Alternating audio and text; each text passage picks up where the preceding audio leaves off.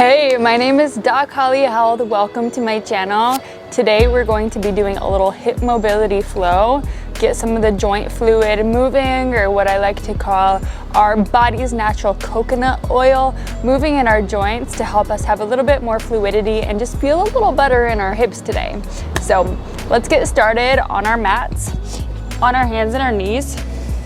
And just line it up. Place those hands right under their shoulders. Place those knees right under those hips. And we're gonna start with something that we call hip CARS. CARS stands for controlled articular rotation. Articular means joint. So we're gonna get into that hip joint, which is a ball and socket joint. So we're gonna start rotating around it. So pull up on the core. Maintain your hip bones square to the floor. I don't want the hips to rotate open. Keep the hip bones square.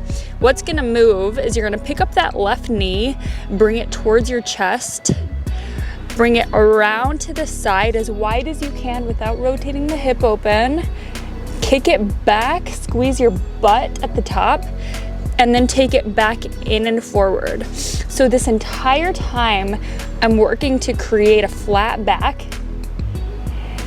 and just moving within the capsule from there.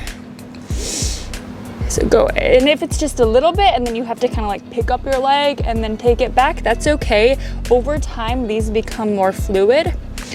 Your body adapts and you gain more mobility. So just kind of like you're drawing a circle with your knee. We're gonna do 2 more on the left. Inhale, exhale, inhale, exhale. Good. Now we'll just simply switch to the right side. So line up your cat-cow position, your tabletop position rather. Take the right knee up towards your nose without scooping the hip underneath. Take it to the side, back, down. Keeping a little bit of core activation will help keep those hips square. If you teeter-totter a little bit, it's okay. It's not going to be perfect every time. It's about just the practice and just taking your mind into the body and seeing, how do my hips feel today? Having nice open hips is super good for the low back too. If we have tight hips, sometimes our low back has to take all the tension. Pick up on the slack. Good, last one. So this is also kind of good for the low back. Now I'm gonna step into a low malasana squat, which is a yoga squat. So you're gonna take 1 foot at a time outside your hands, toes out, heels in, and then sit low. So my hands are in prayer position and my elbows are just kind of inside my knees, helping me lift my chest. And just sitting in this is difficult for a lot of us. If this is too much, sit on a yoga block or just sit higher. I don't want it to be pinchy, but it's, you know, a good stretch. We used to be able to do this when we were babies, but when we get older, since we sit all day, we lose this. So practice sitting in this every day for as long as you can tolerate. And of course, over time, once again, you'll start to notice more and more mobility. Good, take your hands to the floor, rotate the heels in line with the toes and come into this nice wide forward fold. Grab opposite elbows and just simply sway. Just taking a minute to release your head and your neck. Take a couple deep breaths. Good, plant your hands, step it back to a downward facing dog.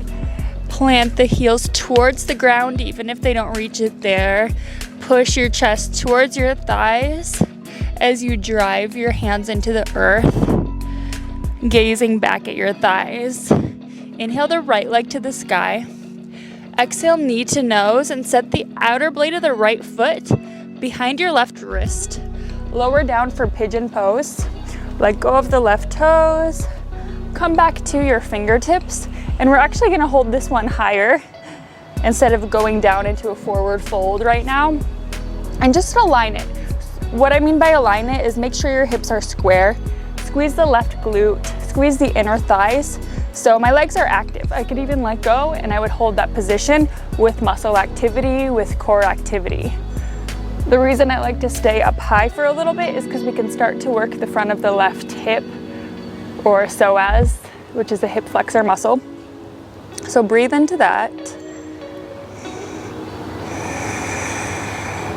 Stretching's a lot like a meditation. Hold the stretch and take it back to your conscious breath pattern. Relaxing your shoulders, relaxing your jaw. And then we're actually gonna work the back leg now into internal rotation. Right now we're doing external rotation of the front leg. So just sit onto the flesh of the right glute and take this left knee and bend it forward, creating 90-degree angles with your knees. So I look and my front knee is 90 degrees, my back knee is 90 degrees, and my hips are 90 degrees. Pull up on the toes, and just sitting here in nice tall posture, you can naturally feel that mobilization in the back left hip, or you can create more by rotating into it. So take your hands into prayer pose, lift up with the core, take an inhale, exhale, rotate back over the left leg, inhale forward, exhale, rotate back over the left leg. We'll just do that several times, maybe each time thinking if you can get a little bit more. Maybe you close your eyes and you imagine yourself rotating more. But this shouldn't hurt the knee joints at all, so be very gentle. Don't crank down on your joints ever. Let gravity do the work and just naturally release. Good, one more time. Exhale, hold it at the end for 3, 2, 1. Release back forward, hands down. Any way you can, kind of get back into tabletop and then shoot yourself into downward facing dog. Maybe a couple pedals into that. Press your body back. And we'll do the other side. Left leg to the sky. Charge knee to nose. Nice strong core. And set the left blade of the foot behind your right wrist. Setting us down for pigeon. Curl the right leg back. Hands come in under the shoulders. A little inner thigh activation. Hips like headlights to the front of the mat. And then you can let yourself be here. Whatever's comfortable with your hands. It can be by your side. You can use yoga blocks. Just whatever feels comfortable for you. The stretch is like finding the edge of comfort, where you question if you're gonna be in discomfort, but you're not putting yourself there, because then our body will just reject the stretch. We always try to protect ourselves, but we go to the edge to create that safety. Then your body goes, okay, I'm safe to be here. And then we start to get more motion day by day by day, letting the fascia, the casing around our muscles, have time to open up. Good, sit into the left hip, create that 90-degree angle with both knees and your hips, just like last time, sitting as tall as you can. And you can sit on a pillow or stack some blankets underneath if you need a little more height to do this. Good, hands into prayer. Nice, beautiful posture. Rotate over the back leg, look back at your foot, and back center, exactly. Make it a little vinyasa. Exhale back, inhale forward. 1 breath per movement. Thinking, can I get more every time? Just giving yourself that mental imagery of taking up more space. The mind is so powerful. It's like visioning where you want to be and repeating it every day. Good, let's hold this one at the end. 3, 2, 1. And then take your hands behind you, kick your legs out in front, shake them out. Sit in the center of your mat and hug your knees to your chest, Apanasana. Give them a big squeeze, hug into your chest. And we'll take happy baby here. Grab the outsides of your feet, drive the heels down over your knees so that we stack our joints.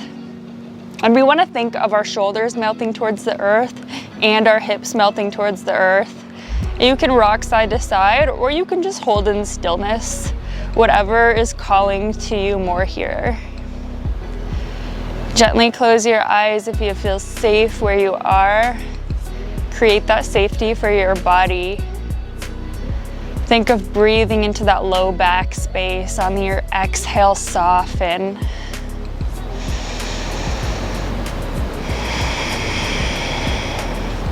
Beautiful. Hug those knees back into your chest. Give them a tight squeeze. And exhale, release your body into Savasana. Unhook your shoulders. Take up space on your yoga mat. Let your body naturally turn out to the side. Taking a nice meditation to receive the effects is just as important as our movement. Honor everything that comes up during your practice. Thoughts, feelings, emotions, bodily sensations. We have to feel it to heal it. We have to integrate it and accept what comes up is exactly okay and you're exactly where you're supposed to be. Just trust that and trust the process. Move your body every day and meditate every day. And surrender the rest. So staying here for another couple of minutes would be great.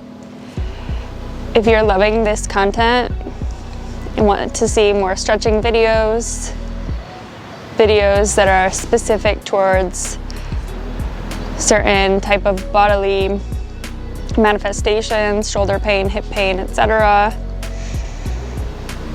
Just physical therapy type yoga or stretching type yoga from a doctor of physical therapy that knows the body, subscribe to my channel. There'll be more content. And I'd love to hear what you want to see more of. So let me know. This is for you. Have a great, great rest of your meditation and day. Namaste.